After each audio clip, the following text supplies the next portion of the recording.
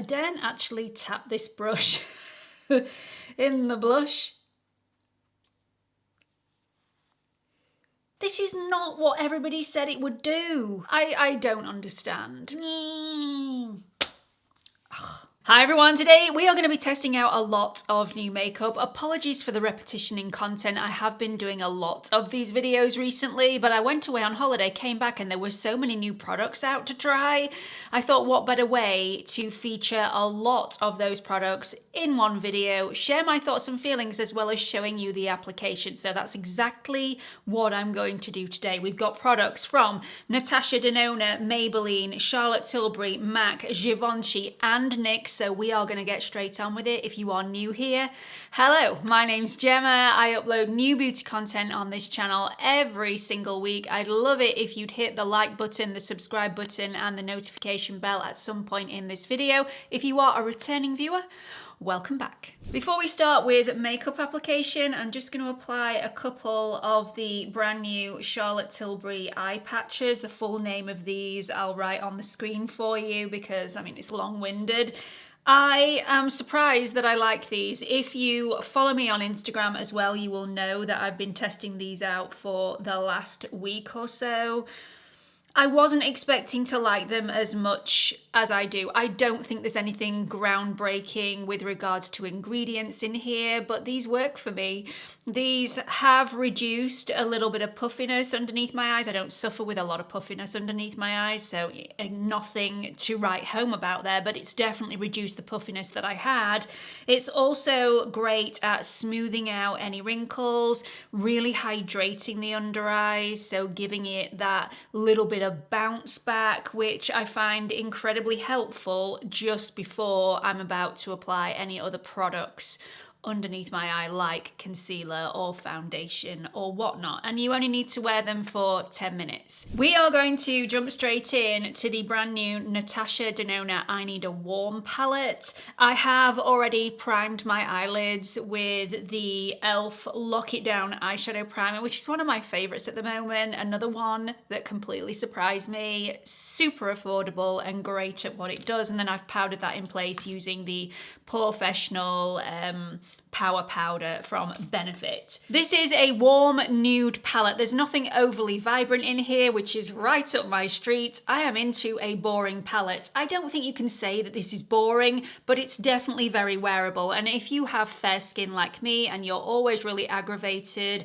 with color stories that are dominant in really rich, deep shades, you have not been forgotten about in this palette. There is something for everyone. The I Need a Warm palette has 15 shades with 7 different finishes. So we've got 6 mattes, 2 metallics, 1 multi-chrome, 2 sparkling foiled, 1 duochrome, 1 ultra smooth slip cream matte, and 2 high foiled metal gloss formulas. Now I have swatched each and every shade, and the only one that I was slightly disappointed about because it was a little bit patchy was the shade Pep. I am going to use this today. I will probably use it as a liner, but I will see how it blends out because often how a shade swatches isn't how it lays down on the lid, but that was the only one that I found a little bit problematic when I was doing the swatches. So there have been a couple of other new releases from Natasha Denona that at first glance look very, very similar to this palette. Firstly, the I Need a Nude palette. Secondly, the Golden palette. And now the I Need a Warm palette.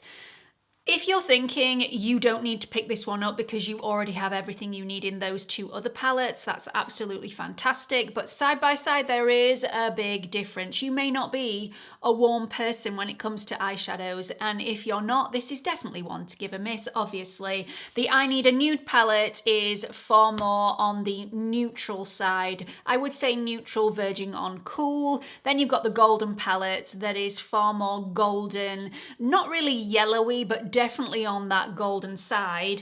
This is more peachy warm. So there are some little hints of pink in here. There are also some hints of green in here.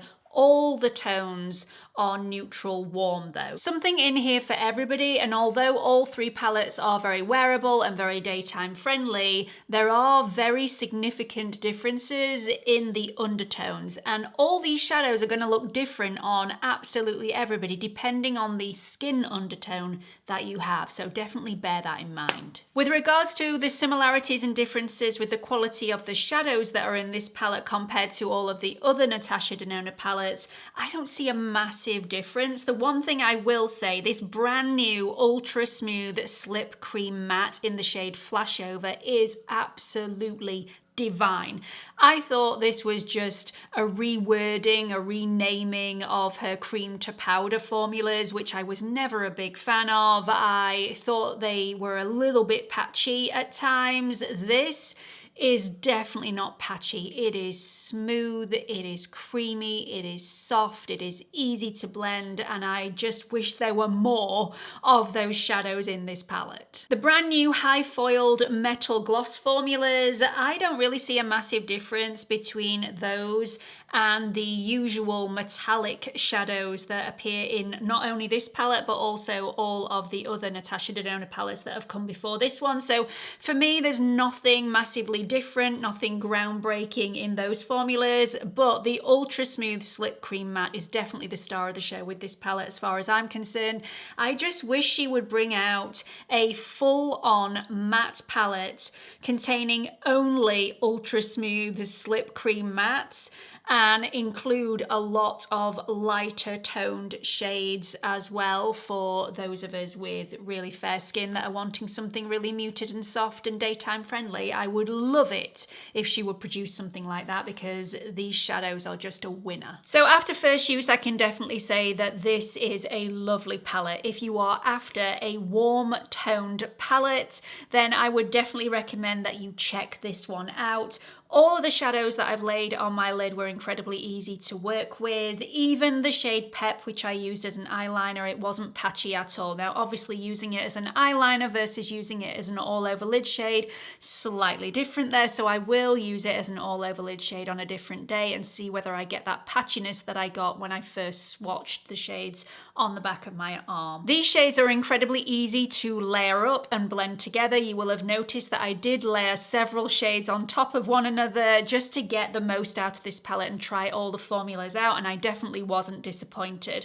The one thing that I did notice is the shade Phenomena was slightly more muted than I was expecting, which I really, really like. That may be because I layered it over the top of Fancy, but I will try it on another day on its own. I prefer it slightly more muted. It's the most scary shade for me in the palette because it looks the most different, and you know I'm a boring eyeshadow girl, so I was a little bit hesitant going into that shade, but I was pleasantly surprised. It's beautiful on my lid. Because these shadows take hardly any blending whatsoever, I also can't see any fallout on the Charlotte Tilbury eye patches, which I'm now going to take off, and we're going to move on.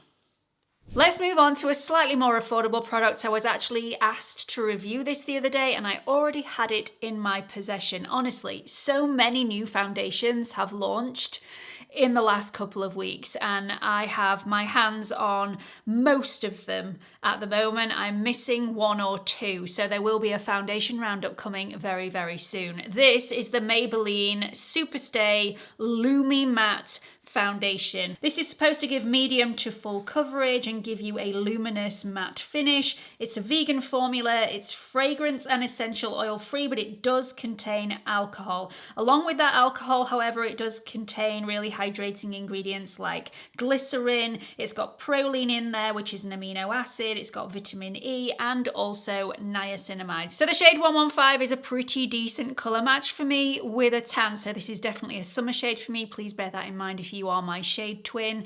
I absolutely love the consistency of this product. It is really quite liquidy, quite runny, which is very easy to get within the bristles of a brush to create a very smooth blend for application on the skin. I've managed to get a really, really light layer on the skin, which is incredibly flattering. You can still see a little bit of my skin poking through, and the finish on this is incredibly incredibly flattering on me. A little bit of a shine, but it is matte, so it is going to give you more of an airbrushed, muted finish, which is just up my street. It really is beautiful. This feels like nothing on my skin. It is so lightweight. It's like I don't have a foundation on there at all, and the coverage is decent. So I am slightly blown away by this at this moment in time. Let's move on to concealer.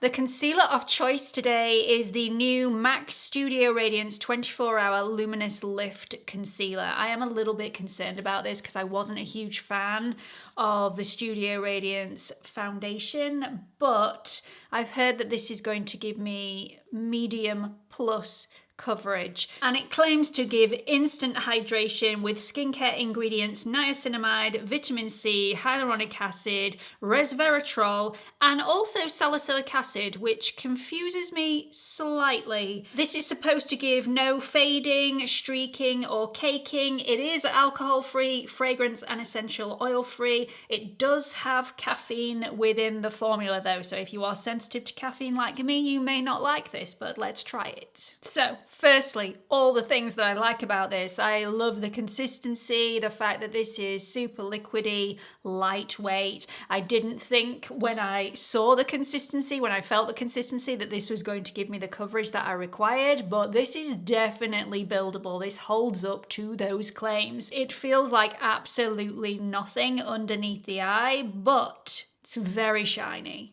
Very, very shiny. I did have to take my foundation brush with a little bit of excess foundation left on it just to blend out all of the edges, to blend both the concealer and the foundation into one, because the shine was just a little bit off-putting. I don't usually have to do that with other concealers, but definitely it was a must with this one. Maybe I'll apply this first in future rather than second. However, having said that about the level of shine, I can definitely say this is not going to be a concealer for everybody. Not everybody wants that level of radiance right underneath their eyes, especially if they've got something more matte for the rest of their base. I didn't think this was going to be for me, and I really, really like it. It hasn't started creasing on me yet, which has surprised me because there is a lot of workability within this formula. The formula hasn't dried down on the back of my hand yet, so it's not one of those formulas that you're not going to have enough playtime with to push this into the skin before it dries down, and therefore you're not going to get a lot of caking underneath the eye. It's not going to be one of those thick, heavy concealers that goes a little bit congealed. I think it looks really flattering. I was expecting this to show every single line, every little bit of texture, and actually, I don't think it does that.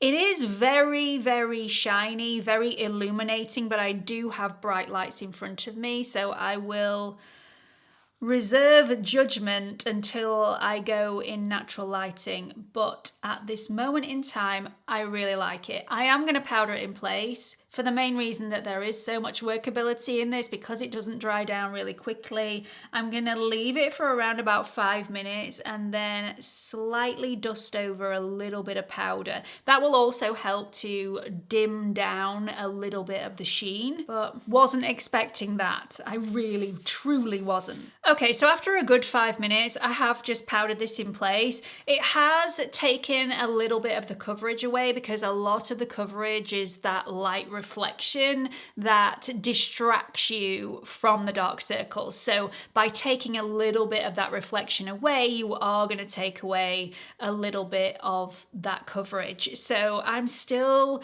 really happy with it. I still think it looks really flattering underneath my eyes.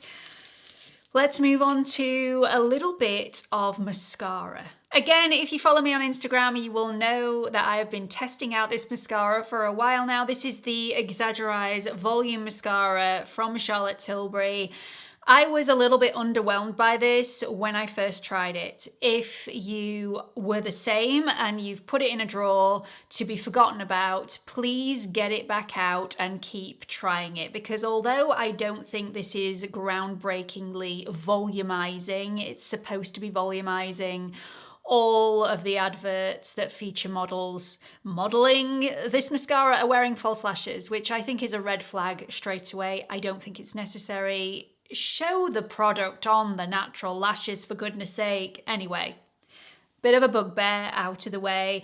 Yeah, I don't think it's groundbreakingly volumizing. I think this is a really lovely mascara, and most definitely the best mascara that Charlotte Tilbury has as a brand.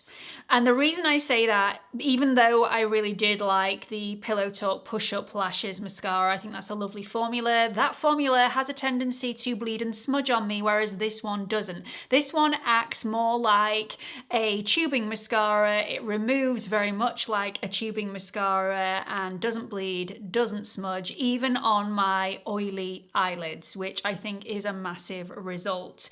So although I don't think it gives volume in abundance, it is perfectly nice. And this is not for those people that are wanting to only put one coat of mascara on. I think if you are that person, you are going to be disappointed with this, because this is definitely a 2-coat, maybe even 3-coat mascara. So if you have the patience with this, you can achieve a really fluttery, voluminous lash. But 1 coat definitely will not cut it. My lashes look a little bit spidery after the 1 coat. Let's try a new Givenchy lipstick formula. I'm a huge fan of Givenchy lipsticks in general, so I'm really excited to try these. I have them in 2 different shades. So these are the Le Rouge Interdit Satin lipsticks. These are supposed to hydrate and plump, and they are enriched with natural origin ingredients. If that matters to you, there we go. I have the shade 111 and also 114. I'm always a little bit upset that Givenchy don't have enough fair coloured lipsticks. I would like them to have some lighter tones in there, because these are really the only 2 that I will be able to get away with. Everything else is a little bit too deep and just completely washes me out. So 114 maybe a little bit too deep for me yet, but let's try 111 first, which is a slight more neutral pinky tone. Oh. These feel really nice when they go on. They are definitely creamy and soft and smooth. Definitely lipstick opacity, so you can't see any of my lip poking through, but that pinky tone is definitely the wrong shade for the eye look today. So let's put a little bit of 114 over the top, which you will see is slightly more of an orangey red. Oh yes, much better. Still a little too deep. I would like it a little bit lighter, but you know, you can't have everything. You just can't. I do like that though. It's gonna take some getting used to. I definitely need blush on my cheeks, just bring everything to life. I'm a little bit concerned about this blush because I heard so many good things about the NYX Buttermelt blushes. Couldn't wait to get my hands on them, and although they do come in 12 different shades, there was only 3 available where I went to check it out online. I didn't buy this in store, bought it online. That was my first mistake, because online this looks a completely different shade. This looks a lot lighter than it actually is. I mean, look at that. This may be a disaster, but we're going to give it a go. Also, on the website, these looked matte. This looks incredibly radiant. I mean, look at that. It looks like a highlighter. Again, I'm a tad concerned. I daren't actually tap this brush in the blush. Okay.